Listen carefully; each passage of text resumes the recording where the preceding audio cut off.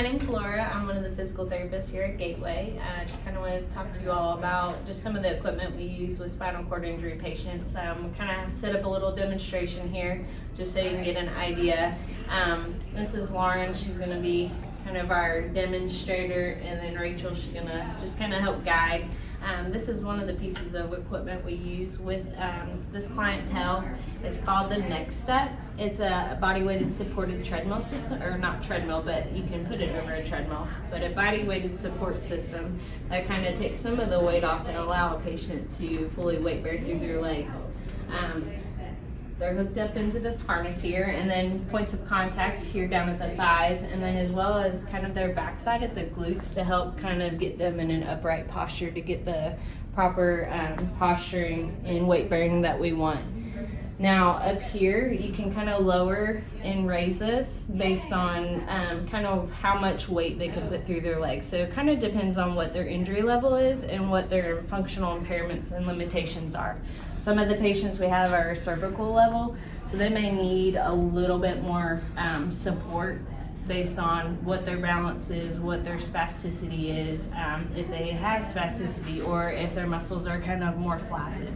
So that'll kind of depict how much weight, how high or how low this is going to be.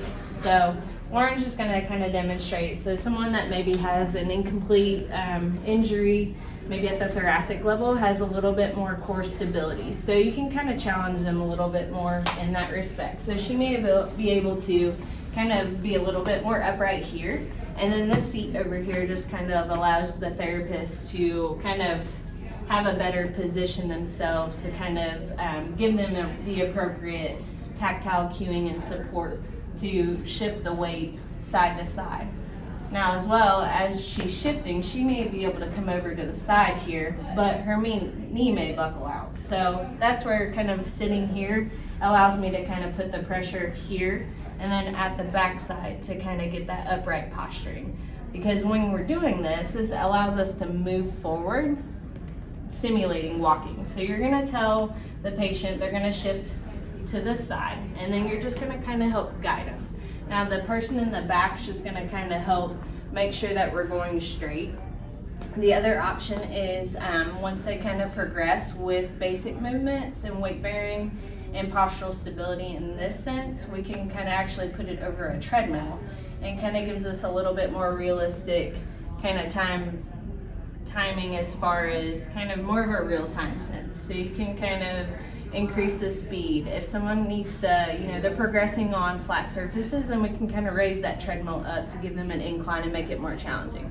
So there's a lot of room for progression. This really just gives the advantage of having that support system, and it makes a safer environment for the patient to actually get up on their feet, get some weight bearing, get some weight shifting side to side.